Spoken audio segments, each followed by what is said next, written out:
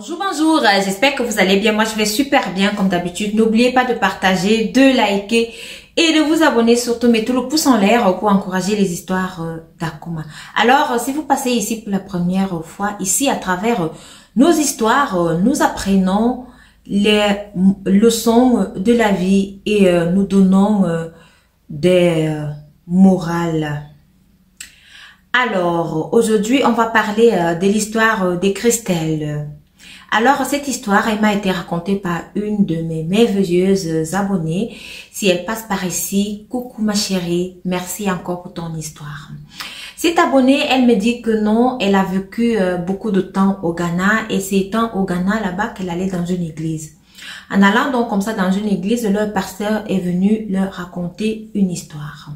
Donc, Christelle, elle avait déjà tellement de problèmes. Christelle n'en pouvait plus qu'elle était donc venue voir ce pasteur-là à l'église où allait mon abonné et lui a posé son problème.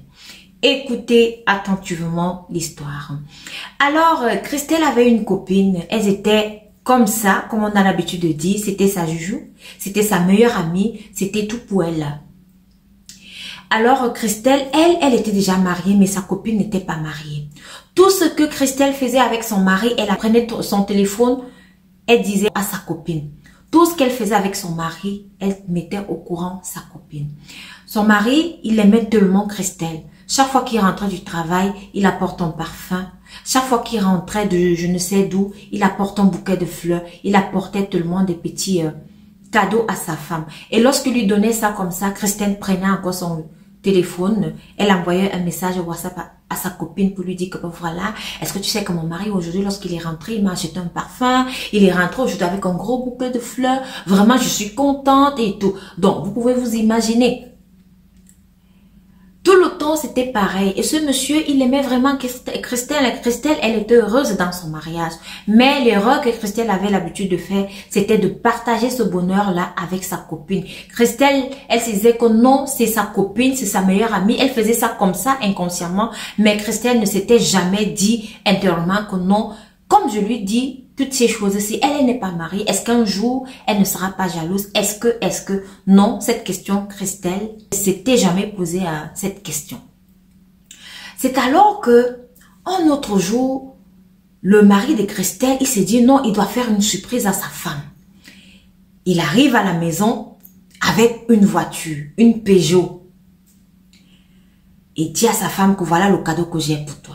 Christelle, elle a sauté sur le cou de son mari. Elle était contente, tellement contente. Elle dit, mais ouais, tu m'as acheté une voiture. Tellement je suis contente. Comment?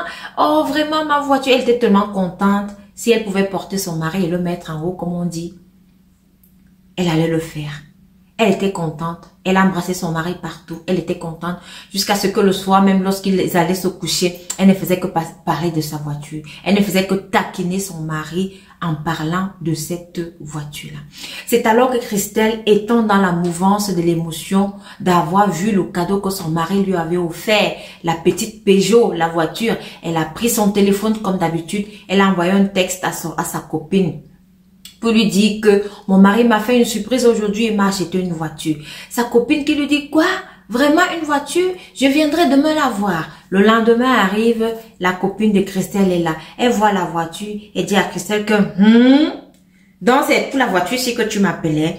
Une petite voiture comme ça, ton mari il ne peut pas t'acheter une grosse voiture. Lui-même il conduit une grosse voiture. T'achètes une petite voiture comme ça. Tu ne vois pas les femmes mariées qui sont là-bas dehors. Elles ont les RAV4, elles ont les Range Rover, elles ont les grosses voitures. Dans la petite voiture ici, avec tout l'argent que ton mari travaille là, ce n'est que la petite voiture ce qu'il a vu pour t'offrir et tout. Mais il faut dire à ton mari que tu ne veux pas ça, que tu veux une grosse voiture.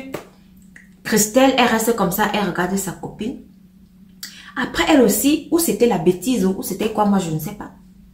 Elle dit à sa copine que oui, tu as raison, hein, tu as raison, tu as raison. Je vais lui dire ça, je vais lui dire de me changer de voiture parce que la voiture, elle est trop petite. Lui-même, il conduit une très grosse voiture et moi, je ne veux pas conduire une Peugeot, une petite voiture comme ça. Non, moi, je ne veux pas et tout. Sa copine lui dit que oui, c'est bien, il faudra lui dire ça. Les copines d'aujourd'hui, hein, franchement. Et puis, écoutez l'histoire. Maintenant, quand son mari rentre le soir, Christelle n'a pas fait à manger. Christelle est fâchée. Elle accueille son mari, elle dit à son mari comme, mais pourquoi tu m'as offert une petite voiture comme ça? Et tout, la voiture, elle est trop petite. Moi, je ne mérite pas ça. Je veux une grosse voiture. Toi, tu conduis une grosse voiture et tout. Donc, elle a commencé à bavader, elle a bavardé. Son mari lui dit que, mais ma chérie, hier, tu étais tellement contente. Tu étais tellement contente de la voiture que tu m'as fait des bisous partout, partout, partout. Que tu m'as même taquiné toute la nuit en me disant que tu avais ta voiture, ta propre voiture et tout. Tu étais tellement contente. Mais qu'est-ce qui s'est passé entre temps? Elle dit non, mais toi, tu ne vois pas que la voiture là, elle est petite. Moi, je la veux pas et tout. Le mari pose la question à Christelle que, mais donc, c'est la raison pour laquelle tu n'as pas préparé. Elle dit que oui, je n'ai pas préparé. Le mari, il a compris sa femme parce que c'était un monsieur qui aimait sa femme.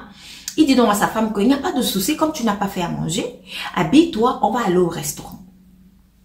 Ils sont donc allés au restaurant, ils ont mangé. Donc pour le mari de Christelle, pour lui c'était une façon d'arranger le problème, une façon d'apaiser sa femme, lui dit que non ma chérie, il n'y a pas de souci et tout.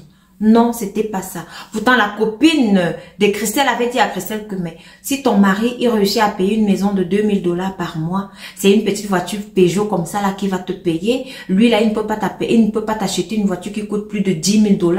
Ça, c'est quoi et tout.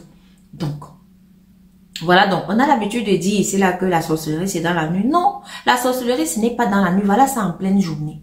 Il y a des gens sorciers ici dehors. C'est ça qu'on appelle la sorcellerie. C'est ça qui se passe dans cette histoire. C'est pas dans la nuit, hein. C'est ça. Donc, on continue avec l'histoire. Ce n'était qu'une parenthèse. C'est comme ça que lorsqu'elle est donc rentrée du restaurant avec son mari lui s'est dit que non, l'histoire est terminée et tout.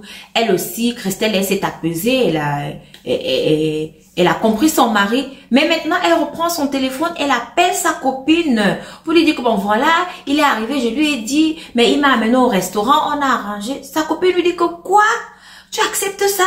Donc, parce qu'il t'a amené au restaurant, que tu dis que tu ne vas plus, tu ne vas plus lui demander de te changer la voiture et tout. Il faut lui demander de te changer la voiture. D'abord, s'il ne le fait pas, tu arrêtes de préparer et puis tu arrêtes même de lui donner la consommation, le petit dessert que tu as l'habitude de donner là au lit, là. Christelle qui dit que ouais, tu as raison, hein. Le lendemain, quand son mari rentre encore, Christelle entre encore dans les problèmes avec son mari. Elle dit à son mari que non, ça ne peut pas. Son mari dit que mais ce problème n'est pas encore terminé. Elle dit que non, elle veut la grosse voiture et tout et tout. Elle a commencé à bavader. Son mari lui dit que je comprends maintenant que ça a été une erreur de t'offrir une voiture. Elle dit, ah bon? Donc c'est ce que tu dis, que ça a été une erreur de m'offrir une voiture. Vous connaissez, nous les femmes, lorsqu'on se met à bavader. Elle a dit beaucoup de choses à son mari. Mais Christelle alors, elle ne savait pas que son amie qui lui donnait ces conseils-là, elle avait un plan. Elle ne savait pas que son amie calculait son mari. Écoutez la suite de l'histoire.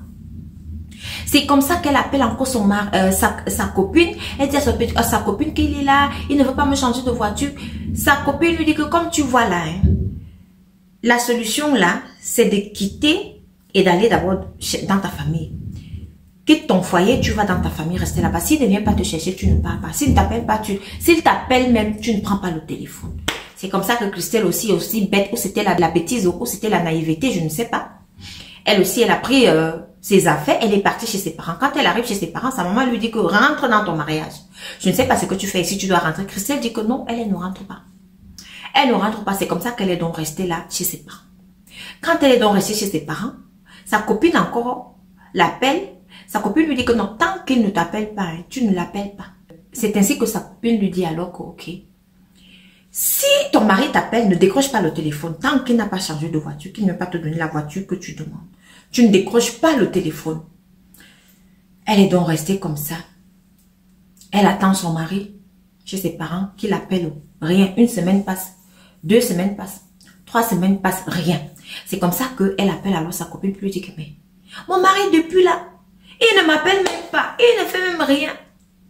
Sa copine lui dit que non, je ne peux pas te parler aujourd'hui. Là, je suis en voyage. Je suis allée en voyage, donc je t'appelle après.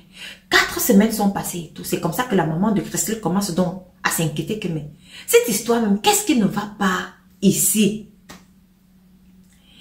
C'est ainsi que la maman de Christelle, elle a donc décidé, elle dit que non, elle ne veut pas voir cette histoire passer comme ça. Elle doit aller chez le mari de sa fille.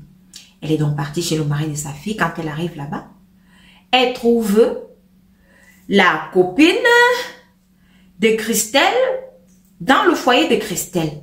Elle dit, mais comment, qu'est-ce que tu fais ici? La copine de Christelle dit que non, mais comme Christelle a laissé le foyer depuis, donc je suis seulement venue aider son mari pour lui faire à manger. Le mari aussi qui sort là, il était un peu embarrassé et tout. La maman de Christelle dit à son beau-fils que non, moi je suis venue ici pour savoir de quoi est-ce qu'il s'agit ici. Le mari de Christelle dit à sa belle-mère que non, il ne peut plus retourner avec sa femme. Il a déjà d'abord trompé sa femme, donc aujourd'hui c'est ça, elle est devenue sa ex-femme. Donc il ne peut plus retourner avec elle. Il s'est rendu compte que il avait fait une erreur et qu'il s'est rendu compte qu'il y avait même une autre femme plus belle en valeur et plus mature que Christelle. Donc, elle peut même plus retourner avec elle. Et la maman de Christelle, donc, elle est tombée dans les nuées. Elle n'a pas compris cela, que c'est la meilleure amie, la copine de Christelle qui puisse lui faire une chose pareille. C'est comme ça qu'elle appelle donc sa fille que viens ici rapidement. Sa fille alors arrive là-bas. Quand elle arrive comme ça, elle lui dit que voilà la situation. Le mari. Christelle dit quoi? Donc c'est ce que tu... Donc tout ce que tu m'as conseillé là, c'était pour prendre mon mari? C'était ça? Seigneur, Christelle commence, elle veut commencer à expliquer à son mari que non, c'est sa copine qui lui avait donné. Sa copine elle-même lui dit que non. Mais toi, tu es bête. Tu ne pouvais pas réfléchir avec ta tête. Tu es bête. Tout ce que je te disais de faire là, tu as fait. Tu es très bête. Le mari de Christelle dit à Christelle que non, je t'ai déjà trompée, donc je ne veux plus de toi, je préfère rester avec elle.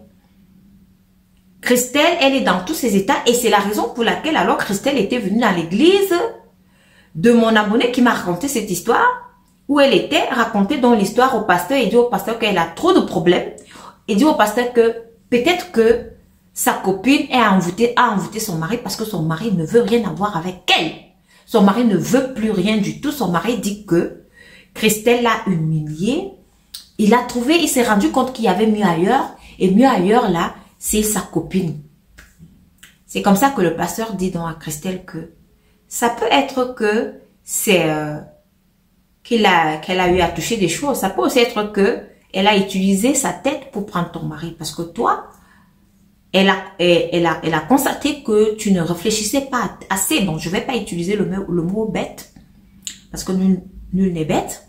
Donc, elle ne réfléchissait pas assez pour pouvoir prendre elle-même ses décisions, pour pouvoir réfléchir et dire que non, ce que ma copine est en train de me dire là, est-ce que c'est vraiment censé, est-ce que je dois faire cela? Sa copine même qui parlait de cette petite Peugeot là, lui disant qu'on a dit comme ça à ton mari, elle-même, même la bicyclette, elle n'en a pas. Même la voiture en jouet même, elle n'en a pas. Mais toi, on t'offre une Peugeot, tu dis que tu ne la veux pas parce que tu veux une Range Rover, une grosse voiture, à cause des conseils de ta copine. Donc, à travers cette histoire, la morale que je peux donner ici, c'est quoi? Lorsque vous êtes marié, c'est pas tout qu'on raconte à ses copines parce que vous ne connaissez pas les cœurs de vos copines. Lorsque vous êtes une femme mariée, il y a des choses qu'on ne raconte pas, vous avalez. C'est pour vous, même votre bonheur. C'est vrai que parfois vous voulez partager votre bonheur avec vos amis, mais aujourd'hui là, le dehors est devenu risqué. Le dehors, il est devenu très très méchant. Vous ne connaissez pas le ventre. Vous ne connaissez même pas si vos amis sont aussi contents pour vous, pour votre bonheur. La sorcellerie, c'est pas dans la nuit, hein. La sorcellerie aussi, c'est dans la journée. La sorcellerie, c'est ce que la copine de Christelle a eu à faire à Christelle. Avoir ce genre d'amis, vraiment, ça fait mal au cœur. Dans tout ce temps-ci, la copine de Christelle était jalouse de Christelle. Si vous avez une amie qui commence à vous donner ce genre de conseils, réfléchissez. Faites un pas en arrière et posez-vous la question de savoir si vraiment ce conseil, il est bien.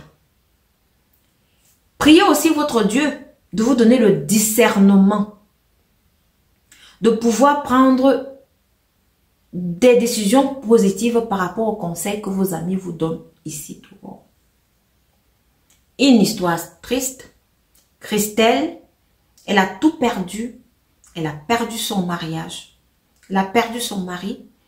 Elle a perdu sa copine. Parce que c'est sa copine aujourd'hui, actuellement, qui est assise dans son foyer. Et le monsieur, l'ex-mari de Christelle, je peux le dire, il ne jure que sur le nom de la copine de Christelle. Voilà. Si à travers ces histoires, je peux toucher les cœurs des gens, c'est bien. Partagez, likez, n'hésitez surtout pas. Alors, j'espère que vous avez aimé et j'espère aussi que vous buvez beaucoup d'eau parce que c'est très important pour la santé. Au moins 2 litres par jour pour ne pas avoir des problèmes de rein. Rendez-vous à la prochaine histoire.